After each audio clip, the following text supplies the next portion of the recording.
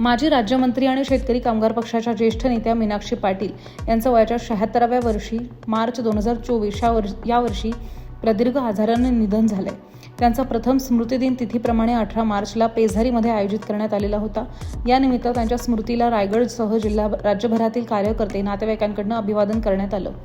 प्रथम पुण्यतिथी निमित्त प्रसिद्ध कीर्तनकार सद्गुरू दादा महाराज मोरे यांचे भक्तिरंग कीर्तन आयोजित करण्यात आलेलं होतं। या सुमधुर सुश्राव्य कीर्तनाचं श्रवण उपस्थितांनी केलं। स्वर्गीय मीनाक्षी पाटील यांना त्यांचे वडील प्रभाकर पाटील यांच्याकडनं समाजकारण आणि राजकारणाचा वारसा लाभलेला होता। शालेय जीवनापासूनच त्यांनी राजकारणाचे धडे गिरवायला सुरुवात केलेली होती। राजकारणात येण्याआधी त्यांनी पत्रकारितेत सुद्धा काम केलंय। वाचनाची प्रचंड आवड असल्यानं त्यांचं वक्तृत्व समृद्ध झालेलं होतं। त्यांच्या विचारांचा वारसा आणि शिकवण अंगीकारूनच पुढे वाटचाल करण्याचा संकल्प पाटील कुटुंबियांकडनं करण्यात आलाय। काय सांगाल, आज या ठिकाणी जर बघितलं तर सर्व नातेवाईक असतील, परिवार आहेत, त्यांनी अभिवादन केलेलं आहे मीनाक्षीताईंच्या स्मृतीला। काय आपली भावना आहे? प्रथम पुण्यतिथी आहे। मीनाक्षी पाटील ही माझी बहीण होती आणि लहानपणापासून मला तिने मुलासारखं वाढवलं। बऱ्याच गोष्टी मी तिच्याकडून शिकलो।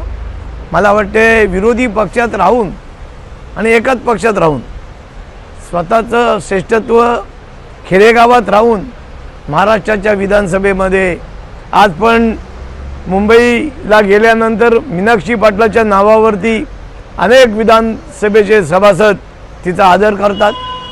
पण आज तिच्या जाण्याने फार मोठं नुकसान झालेलं आहे, आमच्या कुटुंबाचं झालं, तसंच संपूर्ण महाराष्ट्रातील तमाम पुरोगामी विचारसरणीच्या कार्यकर्त्यांना त्यांच्या निधनाने फार मोठं पोकळी न भरून येणारं नुकसान झालेलं आहे।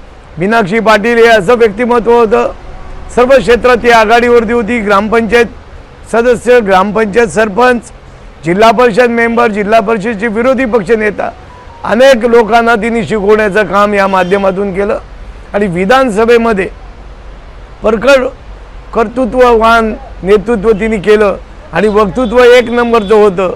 पण त्यावेळच्या काँग्रेस पक्षाने तिला उत्कृष्ट पुरस्कार दिला नाही, कारण काँग्रेस आणि आमचा वाद नेहमीच होत असायचा। आणि खऱ्या अर्थाने मीनाक्षी पाटील गेल्यानंतर आज त्यांचं पुण्यतिथी आहे।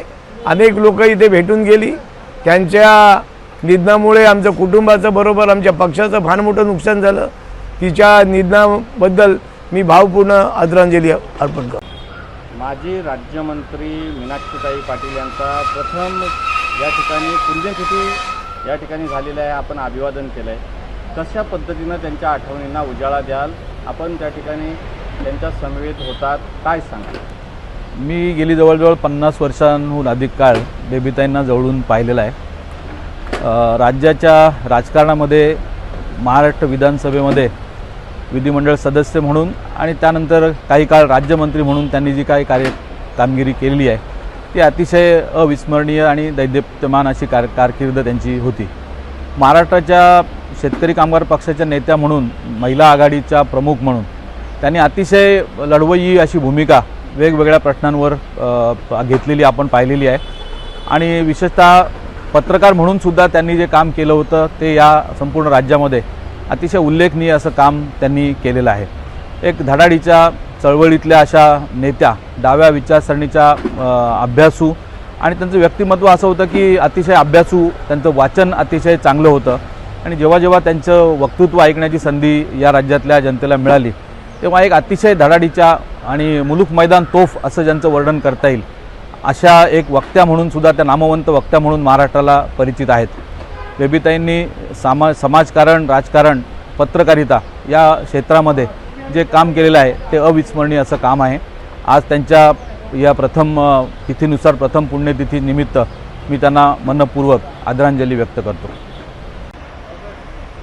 तर काय सांगाल, आज माजी राज्यमंत्री स्वर्गीय मीनाक्षीताईंना आपण अभिवादन केलं आहे, प्रथम स्मृतिदिन आहे, आपण सहकारी म्हणून त्यांच्या समवेत होतात, काय आठवणी आहेत नेमक्या आजच्या या दिवशी, कसं व्यक्त व्हाल? ताईंनी अनेक पदं भोगली, परंतु माणुसकी सोडली नाही, प्रेम सोडलं नाही।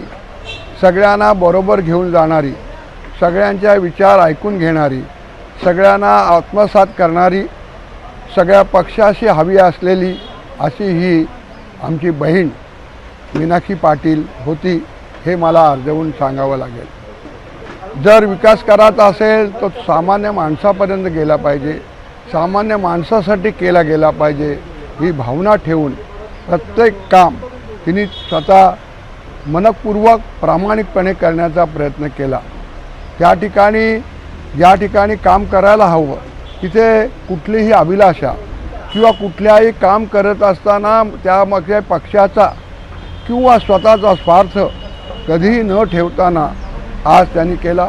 आमच्यासारख्या अनेक व्यक्तींना त्यांनी आपल्या ह्याच्यामध्ये प्रभुत्वामध्ये होऊन अनेक पदं दिली आणि आपण मोठे झालो आहोत तसं आपले चाहते, आपले सगळे समाज बांधव, आपले सगळे मित्रपरिवार हा सुद्धा मोठा झाला पाहिजे या भावनेने सतत ते काम शेवटच्या क्षणापर्यंत करत होत्या. आणि आज जो रायगड जिल्ह्यात नव्हे तर महाराष्ट्रात शेतकरी कामगार पक्षाची जी उज्ज्वल परंपरा दत्ता पाटील प्रभाकर पाटलांनंतर त्यांनी ठेवण्याचा जो प्रयत्न केला ते त्यांच्या ह्याचं यशाचं आज गमक आहे असं मी मानतो.